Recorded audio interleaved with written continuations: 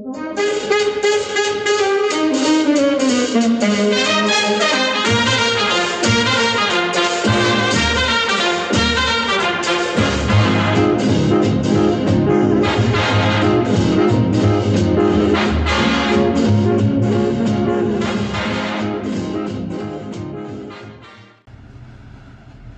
guys, and we're back for another unboxing.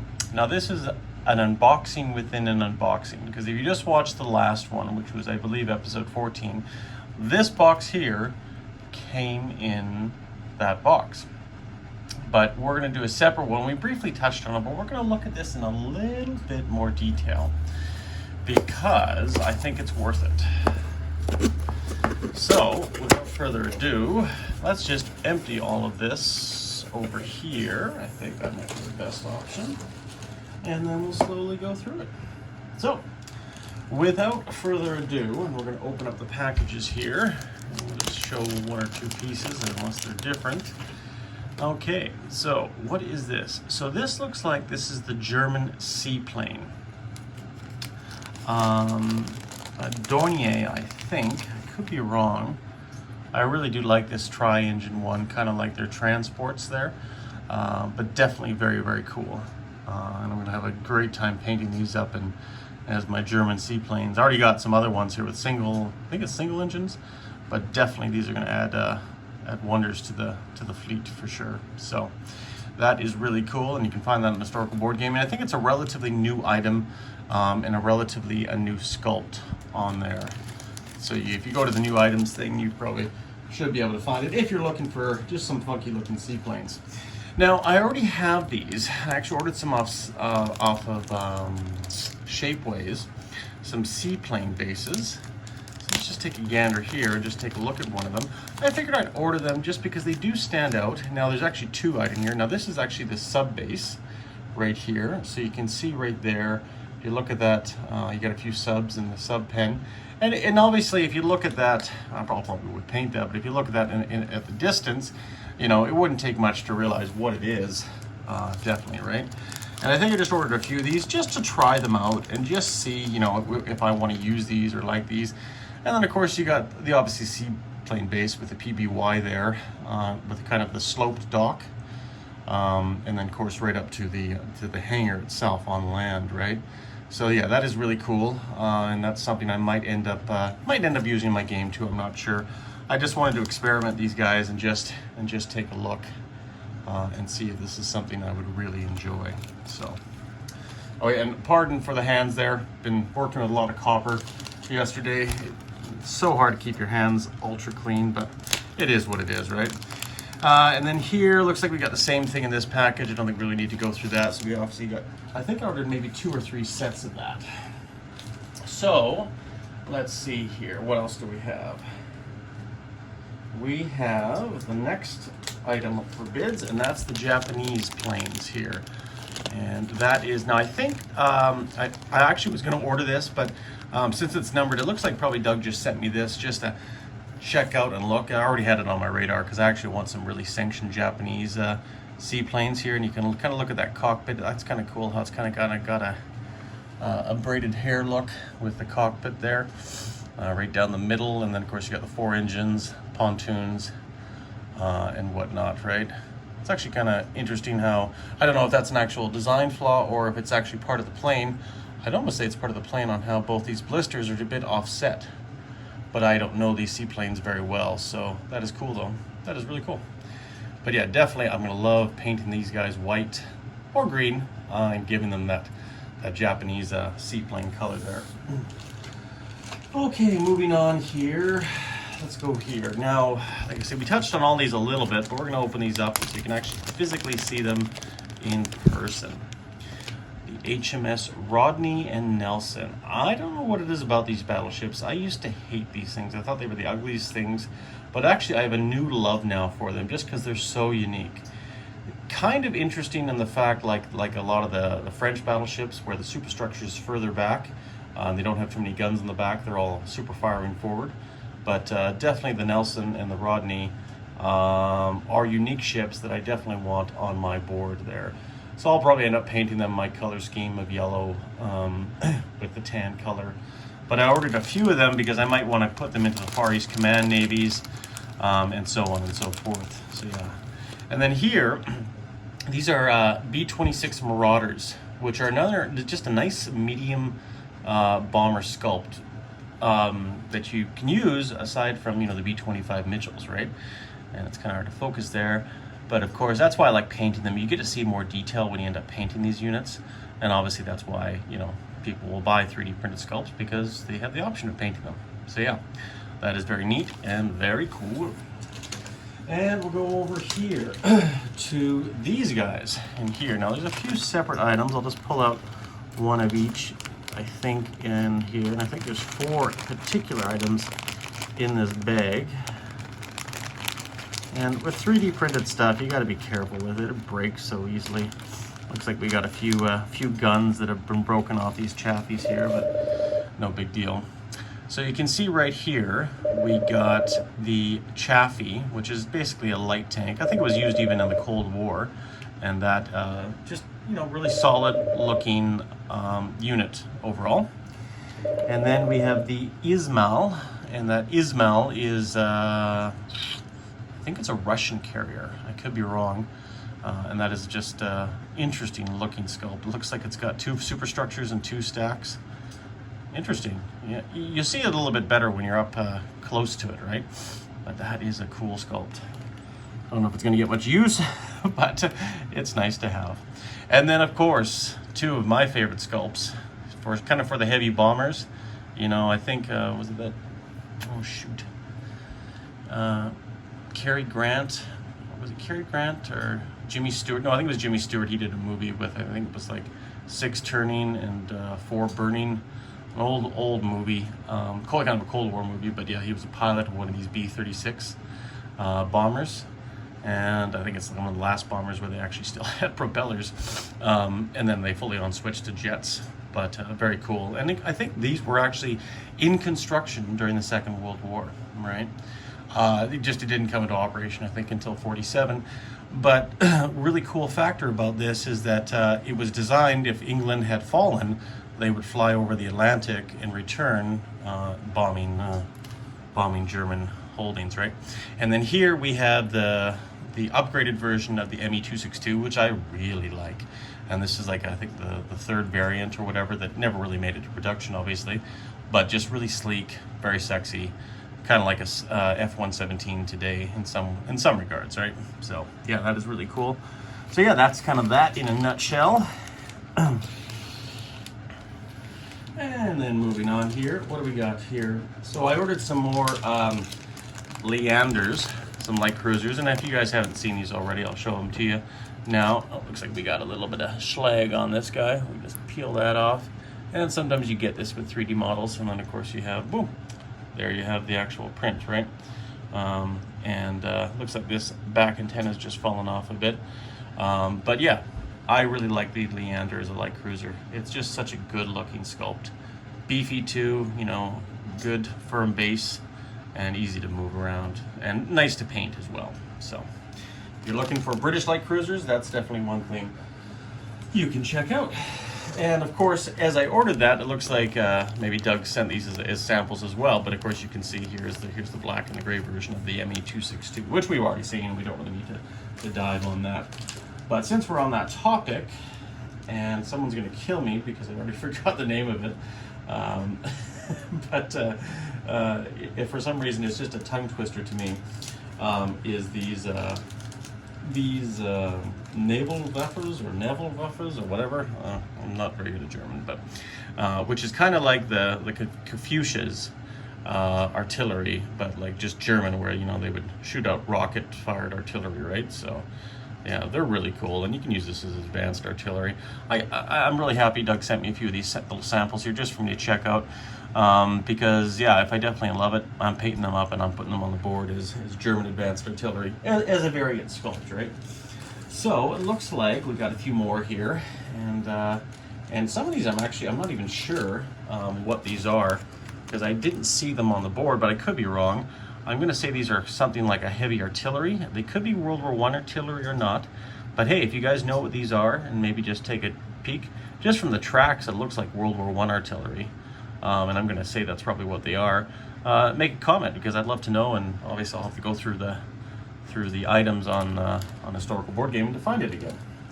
It looks like this one sample here is, as I've said before in the last video, but we'll have a more detailed look at this.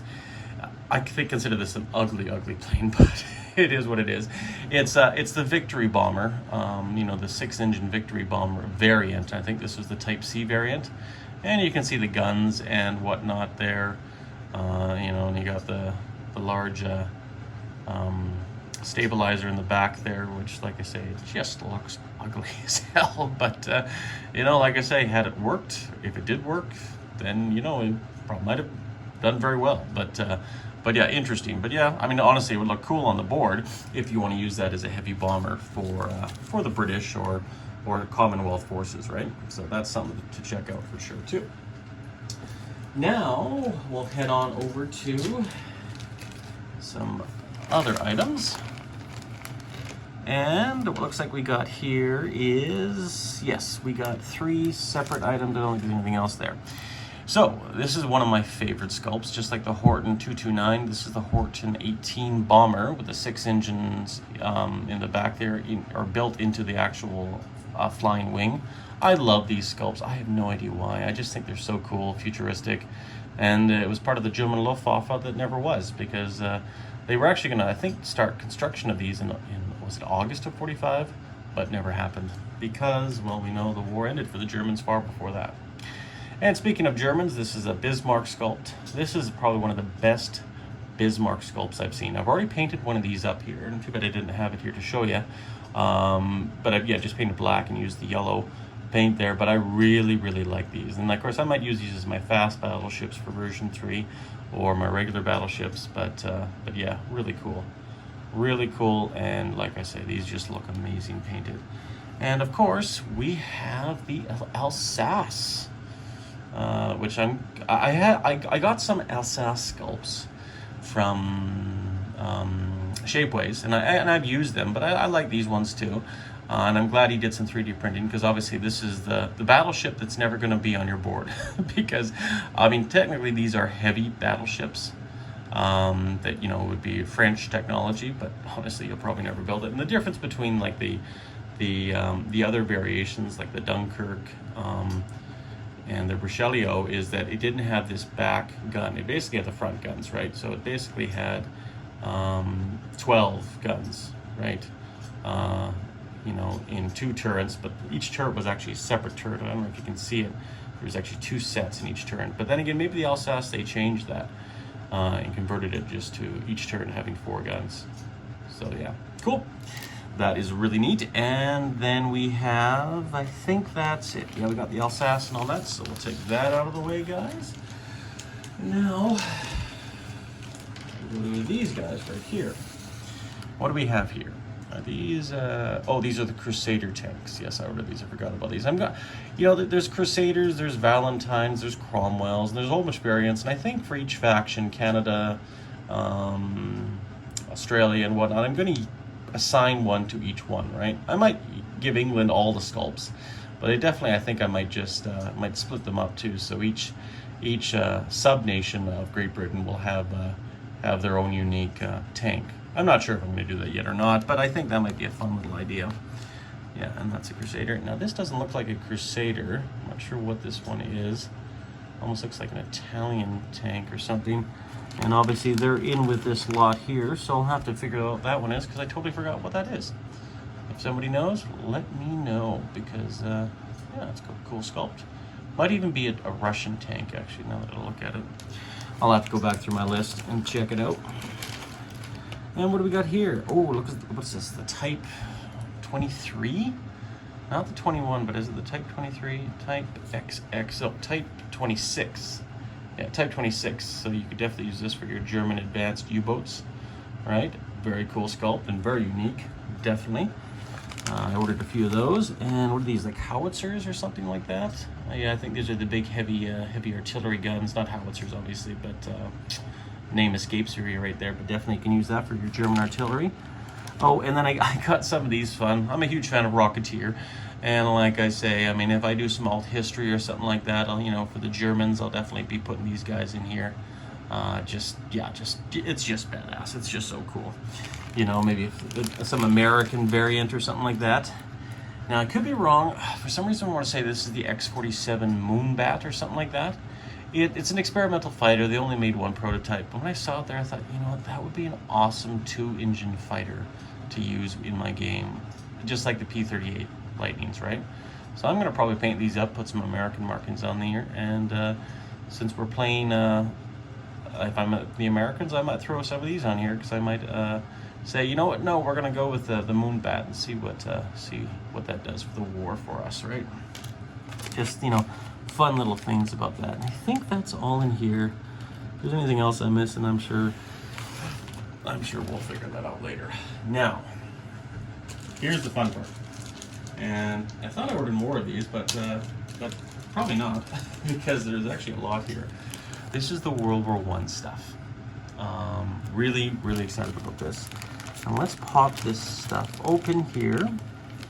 I'm going to assume that there's just that they're not mixed up, the fighters in there. I'm gonna say that they're all probably the same, but you know what, let's just open it up, because there could be 2 different fighter sets in each set, right? And it actually looks like there is here, so there is. That's the difficult thing, is because I gotta go through the thing and look. But obviously, you know, looking away from the board, they look identical, but of course they're not. You can see the wings are a little bit different, the back tails are a bit different, the engines are a bit different. I think one of these is probably a Spad, or Spade, or whatever. Spad, and Sopwith Camel. And of course we have the Barrage Balloons for World War I. Now, just a fun little fact here, I was actually going to put the magnet down here and have the top fin, but actually I was looking at a lot of the photos, and technically that's how the Barrage Balloons should be if you're going to have them hanging up off flight stands, is that this bottom one, I think, is like that, so they're just flying in the wind like that. So that is cool. That is cool. I'm just going to put this off to the side here. So, Austro-Hungary, I'm going to assume some of these are here. What is this? This almost looks like a Russian bomber. I'm going to put that off to the side there. And just see. It could be even an American bomber. This one here, definitely, actually, I think this might be an American package for some reason, or Russian package. Because, yeah, you can take a look here at the fighters, which is really, really cool. And like I said, I'm not very good with World War I yet. But yeah, I just find them cool. Like, you know, they're just the age of aviation, or the beginning age of aviation, you know, and of course you got these huge bombers and the payload down there on the bottom. Just cool, just fascinating stuff, right? And I'm sure there's a few more variants in here. Looks like, yeah, there is here another little bomber variant. Or actually, I think this might be the American, I want to say Seaplane, but do they have a name on them? No, it doesn't look like it. But that's a cool sculpt too. I really like that as well. And of course, just like in this game, bomber and fighter technology is developed, and you have to develop it. So you might not see it on the board for quite a while, right? And then of course, then the war's over. So that's the unfortunate thing with some of that stuff. But like I said, there's not much you can really do about it. And yeah. So let's just look at some more planes here. Let's see what other variants we got. Now this looks like an Italian bomber, Caparoni or something like that. That is really cool. Like I said, I like the designs because they're so crazy and unique, some of them. This one right here, this is definitely an Austro-Hungarian bomber. That's the Hansa Brandenburg. Now, of course, it could also be used by the Germans too as well, but definitely it's on the site is that. So that is a cool thing. Like I said, I'm gonna have fun painting these up. So much fun. And then, of course, yeah, I think we got that. Oh, let's just see here if we can focus. This could be the Avitak D1 fighter. Like I said, I'll have to get really close because all the biplane fighters look the same, right? So yeah, that is cool. That is really cool. this is a different sculpt than what we've seen. Yeah, it is. It's another different variant bomber, I believe. Yeah, it is. So that's kind of cool. Like I said, I'll have to go through them all and figure out which ones are which. It's hard enough to try to decipher some of them. And then last but not least, we'll have these guys here in this bag. And what do we got here? We got some tanks. And I could be wrong, I think these are all German units in here.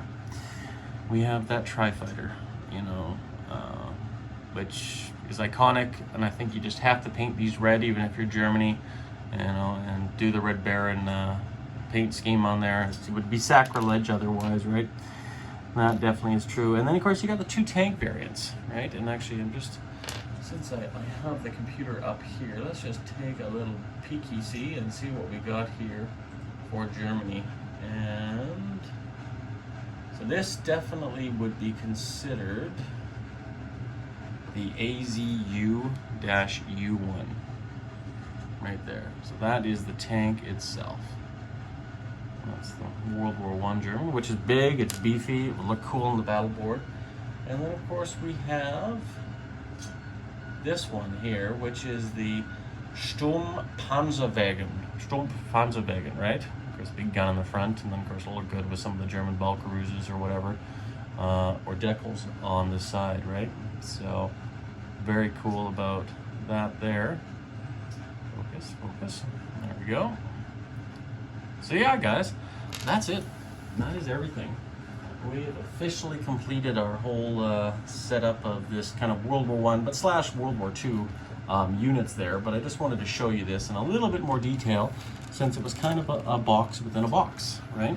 So, and of course I've made a big mess I'll have to clean up. But hopefully you guys enjoyed this video, and we'll see you around for the 16th episode unboxing, whenever that may be. You guys all stay classy.